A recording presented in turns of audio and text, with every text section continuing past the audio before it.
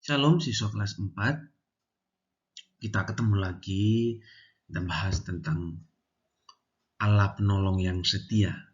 Ya, kita melihat dalam dua Raja-Raja 5 ayat 1 sampai 14. Ini hanya 3 ayat saja yang saya bacakan. Naaman, panglima Raja Aram, adalah seorang terpandang di hadapan tuannya dan sangat disayangi. Sebab oleh dia Tuhan telah memberikan kemenangan kepada orang Aram. Tetapi orang itu seorang pahlawan tentara sakit kusta. Oke, Naaman sakit kusta ya. Orang Aram pernah keluar bergerombolan dan membawa tertawan, seorang anak perempuan dari negeri Israel. Ia menjadi pelayan pada istana Naaman. Berkatalah gadis itu kepada nyonyanya, sekiranya tuanku menghadap nabi yang di Samaria itu, maka tentulah nabi itu akan menyembuhkan dia dari penyakitnya. Tanda-tanda orang yang kena penyakit kusta. Ini yang pertama, ada bercak tipis seperti panu di kulit lalu melebar. Jadi pertamanya kecil-kecil, namun nanti makin hari makin lebar. Ya, ada pelebaran syaraf, uluaris, medianus, auricularis, magaus, dan peroneus pada tubuh seseorang. Nah, kelenjar keringat kurang bekerja, kulit menjadi tipis dan mengkilat. Ada bintik-bintik kemerahan di kulitnya, rambut mulai rontok, muka benjol-benjol dan tegang seperti muka singa. Nah, ini adalah tanda-tanda orang yang kena penyakit kusta. Jadi yang pernah mengalami ini adalah Naaman, ya. Kita belajar dari Naaman yang kena penyakit kusta, tetapi ia ditolong Tuhan begitu rupa. Ya. Panglima Raja Aram yang bernama Naaman juga menderita sakit kusta. Ia seorang panglima yang sangat terpandang karena keberhasilannya dalam memimpin tentara sehingga selalu mengalami kemenangan di setiap peperangan. Raja Aram sangat sayang padanya. Banyak usaha yang dilakukannya untuk kesembuhannya namun tidak berhasil. Inilah keterbatasan manusia hingga ia mengalami penderitaan dan tersiksa akan keadaannya. Artinya, mereka sudah berusaha begitu rupa untuk menyembuhkan Naaman dari penyakit kustanya, tetapi tidak berhasil. Nah, ini adalah bagian dari keterbatasan manusia dalam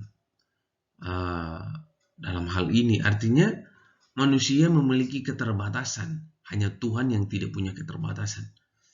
Kalau Tuhan bisa menyembuhkan, manusia tidak bisa.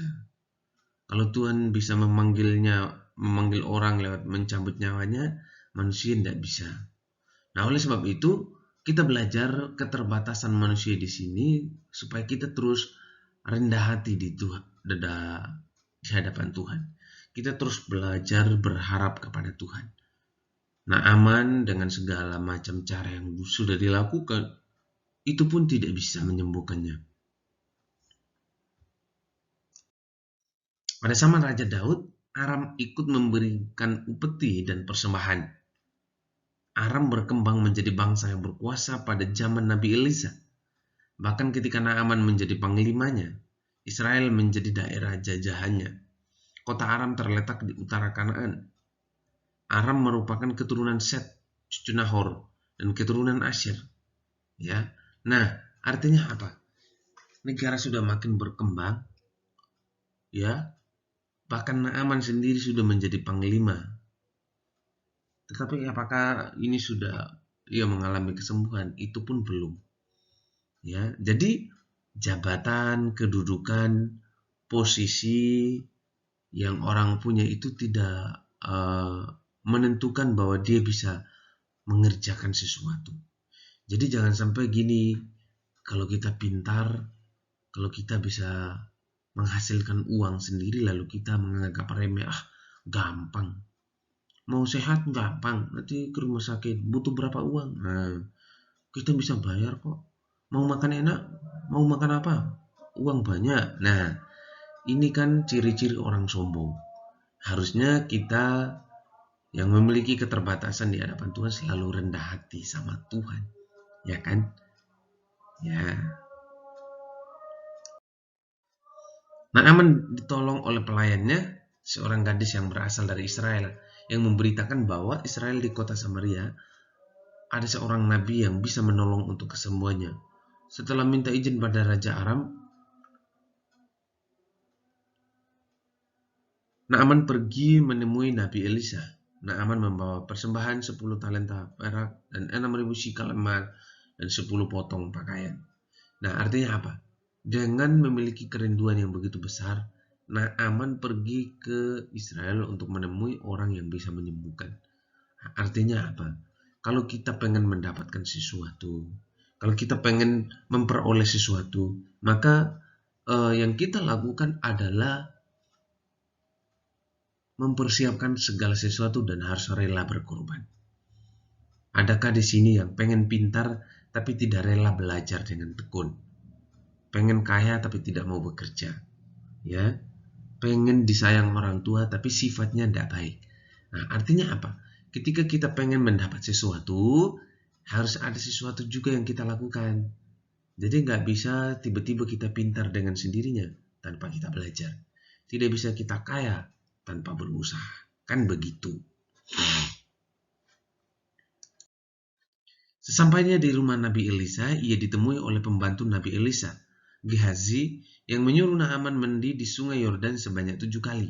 Mendengar hal ini, Naaman sempat gusar karena tidak ditemui sendiri oleh Nabi Elisa. Setelah dibujuk oleh pegawainya, Naaman mau melakukannya dan akhirnya ia menjadi sembuh.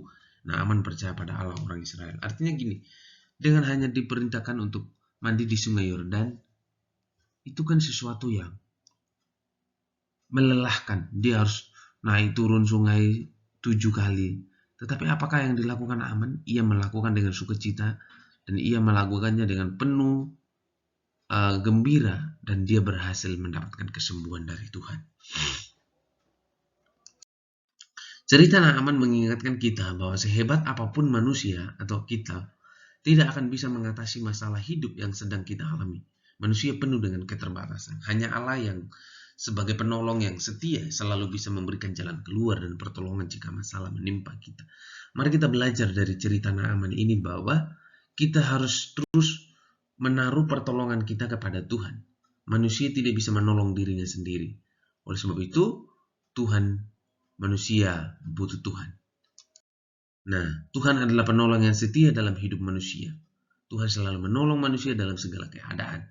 Kesetiaan Tuhan nyata dalam kehidupan manusia hari lepas hari. Artinya, kalau Tuhan menolong kita setiap saat, Dia setia membantu kita, ya tugas kita hanya bersyukur, berterima kasih bahwa kita bisa ditolong Tuhan. Ya, kita harus bersyukur sama Tuhan atas setiap pertolongannya. Ya, Tuhan memberkati siswa kelas 4. Selamat belajar. Salam sehat.